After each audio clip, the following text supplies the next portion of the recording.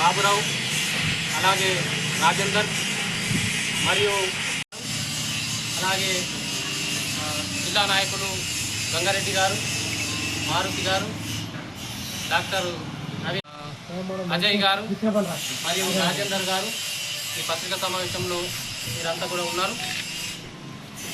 పత్రికా సమావేశం కాంగ్రెస్ పార్టీ కార్యకర్తలు కొందరు భారతీయ జనతా పార్టీ జిల్లా అధ్యక్షుడు దినేష్ కులాచారి పైన మరి అనుచిత వ్యాఖ్యలు, మరి వారు మాట్లాడే మాటలు మరి వాళ్ళ విధేయతకే వదిలేస్తున్నాము.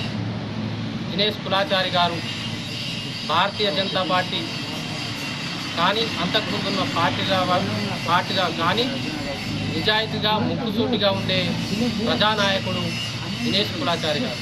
అలాంటి వ్యక్తిని పట్టుకొని వ్యక్తిగత విమర్శలు చేయడం అనేది సరైనది కాదు.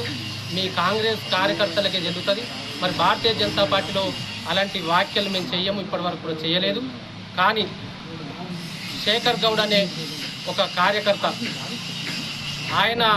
ఆయన పక్క ఊరు, ఆయన ఊర్లో గౌడ కులస్తులకు సంబంధించిన లైసెన్సులను రద్దు చేపించి కళ్ళు దందు చేసే వ్యక్తి మరి దినేష్ అన్న మీద మాట్లాడడం అంటే కూడవాన్ని కూడా చాలా హాస్యాస్పదము.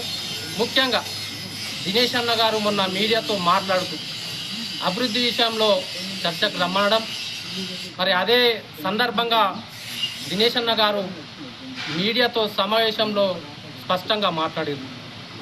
కాంగ్రెస్ కార్యకర్తలు కానీ మిగతా నాయకులు కానీ అందరూ అనుచిత వ్యాఖ్యలు చేసినప్పుడు వ్యక్తిగత విమర్శలకు పోకుండా ప్రజలకే సమాధానం చెప్పమని దినేష్ కులాచారి గారు చెప్పడం జరిగింది.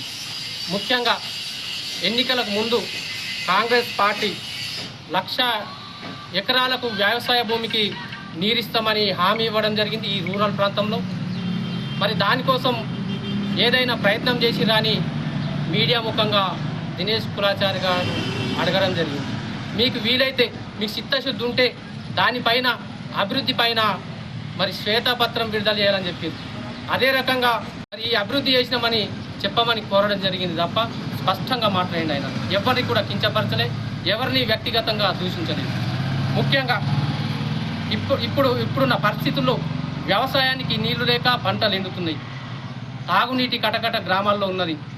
మరి ఏ నాయకుడైనా ఎక్కడైనా వెళ్ళిండా, ఎక్కడన్నా పరిశీలించిండా? ఒక్కసారి మీరు పునర్విమర్శ చేసుకోవాలా.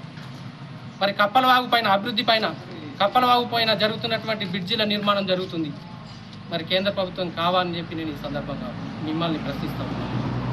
ముఖ్యంగా మీరు అడిగిర్రు మీ పత్రికా సమావేశంలో 10 సంవత్సరాలుగా అరవింద్ గారు ఉన్నారు, ఏం చేసిర్రు అని. ఫస్ట్ మీకు స్పష్టత లేదు. అరవింద్ గారు గెలిచి మరి 6 సంవత్సరాలు అయింది. 6 సంవత్సరాల్లో 3 సంవత్సరాలు మరి కోవిడ్ కారణంగా మరి ప్రభుత్వము ప్రజలందరినీ కాపాడడం కోసం నరేంద్ర మోడీ గారి ప్రభుత్వం, నరేంద్ర మోడీ గారు కోవిడ్ వ్యాక్సిన్ వేయించి భారతదేశాన్ని చూసి మరి గర్వించి మన వ్యాక్సినేషన్ తీసుకున్నాయి. ఆ రకంగా మరి భారతీయ జనతా పార్టీ ప్రభుత్వము ప్రజల పక్షాన ఉంటుంది. ముఖ్యంగా గ్రామాల్లో మీరు అభివృద్ధిని అడిగిరు. ఒక వ్యక్తి ఏమనంటుంది, నిన్న 200-300 కోట్లు 200-300 కోట్లు అని మీరే చెప్తున్నారు కదా. 200 కోట్ల 300 కోట్ల మీరే చెప్పాలి. మీ దగ్గర స్పష్టత లేదు. చెప్పండి, 300 కోట్లు అయితే మీరు తెచ్చిన అభివృద్ధి 300 కోట్లు అయితే చెప్పండి, మేము చెప్తాం. నిన్న ఇయ్యాల పేపర్లో చూడురి, ఎన్ఆర్ఈజీఎస్ ద్వారా ప్రతి గ్రామంలో సీసీ రోడ్లు ప్రారంభోత్సవాలు చేస్తున్నారు మీరే. మరి ఎక్కడి నిధులు? కేంద్ర ప్రభుత్వానికి కావాలని నేను ఈ సందర్భంగా మిమ్మల్ని ప్రశ్నిస్తూ ఉన్నాను. గ్రామాల్లో 10 సంవత్సరాల అభివృద్ధి అడిగిరు మీరు. గ్రామాల్లో 10 సంవత్సరాల నుంచి గ్రామ పంచాయతీలు, సీసీ రోడ్లు, ప్రకృతి వనాలు, ఉద్యాన వనాలు, స్వర్గధామాలు, శ్మశాన వాటికలు మరి ఇవన్నీ కూడా కేంద్ర ప్రభుత్వం ఇచ్చినవి కావా అని ఒకసారి మిమ్మల్ని ప్రశ్నిస్తూ ఉన్నాను. వ్యక్తిగత మరుగుదొడ్లు ప్రతి గ్రామంలో నిర్మించింది కేంద్ర ప్రభుత్వం కాదా అని అనుకుంటున్నాను. మరీ ముఖ్యంగా కోవిడ్ సమయం నుండి ప్రధానమంత్రి నరేంద్ర మోడీ గారు మరి గొప్ప నిర్ణయం, ఉచితంగా రేషన్ బియ్యం పంపిణీ చేస్తారు. ఈ రకంగా మరి పంపిణీ చేస్తూ ఉంటే, అభివృద్ధి జరుగుతూ ఉంటే మీ అభివృద్ధి ఎక్కడా అని మీరు అడుగుతూ ఉన్నారు.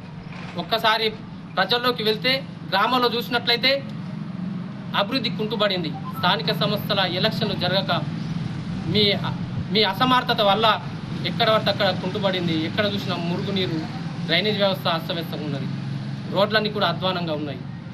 మా దినేష్ అన్న గారు మొన్న మీతో సూటిగా ఒకటే మాట అన్నారు, అభివృద్ధి మీద అందరం కలిసి పనిచేద్దాం, ఎక్కడ ఎక్కడ అభివృద్ధి జరగలేదో దాని మీద ప్రతిపాదనలు పంపండి, మేము కేంద్ర ప్రభుత్వంతో కొట్లాడతామని మా నాయకుడు దినేష్ అన్న చెప్పడం జరిగింది. మీరు అవి అర్థం చేసుకోకుండా మీరు అనవసరంగా వ్యక్తిగత దూషణలకు దిగి మరి ఏదో మీ ఇష్టం వచ్చినట్టు మాట్లాడుతున్నారు. అసలు మీరు ఆలోచించుకోవాలి. ఒక ఆయన నేను ఒక మాట అన్నాడు, దినేష్ గారు మీ పక్కనున్న వాళ్ళు 1 రూపాయికి కూడా పనికిరారు అని. ఒక్కటి మీకు గుర్తు చేస్తాను, మొన్న జరిగినటువంటి ఎమ్మెల్సీ ఎన్నికల్లో 1000 నుంచి 2000 రూపాయలు మీరు పంపిణీ చేసినా కానీ భారతీయ జనతా పార్టీకి విద్యావంతులు, ఉపాధ్యాయులు పట్టం కట్టి భారతీయ జనతా పార్టీని గెలిపించారు. మీకు కనిపిస్తలేదా? 1 రూపాయికి 2 రూపాయలకు అమ్ముడు కార్యకర్తలు భారతీయ జనతా పార్టీలో లేరు. కేవలం సిద్ధాంతాల కోసం, ప్రజల పక్షాన నిలబడడం కోసమే భారతీయ జనతా పార్టీ కార్యకర్తలు పనిచేస్తారని చెప్పేసి మీకు గుర్తు చేస్తున్నా. రాబోయే ఎన్నికల్లో మీరు అన్నారు, మీకు దమ్ముంటే స్థానిక సంస్థల్లో ఎలక్షన్లో పోటీ చేయండి అని.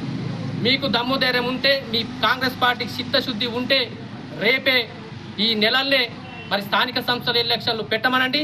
అప్పుడు మీరు మేము తేల్చుకుందాం, ప్రజలు నిర్ణయిస్తారు. ప్రజలు ఎవరికి ఓటేస్తారో వారే నిర్ణయించుకొని మరి ప్రజల పక్షాలు ఉండేటోళ్ళకే ఓటేస్తారని నేను ఈ సందర్భంగా తెలియజేస్తున్నాను. అస్తవ్యస్తంగా మాట్లాడమని సరిగా కాదు. మీకు చిత్తశుద్ధి ఉంటే ప్రజల పక్షాన్ని నిలబడండి, ప్రజలకు ఉపయోగపడే పనులు చేయండి. మీరు ఇచ్చిన గ్యారెంటీలను అమలు చేయాలి. మీరు మరి ఉచిత వాగ్దానాలు 6 గ్యారెంటీలు అమలు చేస్తామని చెప్పింది. ప్రతి నిరుద్యోగికి 3000 రూపాయలు పెన్షన్ ఇస్తామన్నారు. అలాగే ప్రతి మహిళకు, వృద్ధులకు 4000 రూపాయలు ఇస్తున్నారు. ఇప్పటి వరకు అమలు చేయలేదు. నిన్నటికి నిన్న కళ్యాణ లక్ష్మి తులం బంగారము ఒక మంత్రి మాట్లాడుతూ A-B ఇస్తాం ఇయ్యం అంటే స్పష్టత లేదు మీ దగ్గర. మీరు వాగ్దానాలు ఇస్తారు, ప్రజలకు ఇవ్వరు. ప్రజలకు ఉచిత హామీల పేరుతోటి గద్దెనెక్కిరు, అది కూడా మీకు సాధన కాదు. ఉద్యమకారులకు 180 గజాల భూమిని, సొంత స్థలాన్ని కూడా మీరు ఇస్తా అన్నారు. మీ దగ్గర చిత్తశుద్ధి ఉంటే ఉద్యమకారులకు మరి 180 గజాల భూమిని ఇవ్వాలి.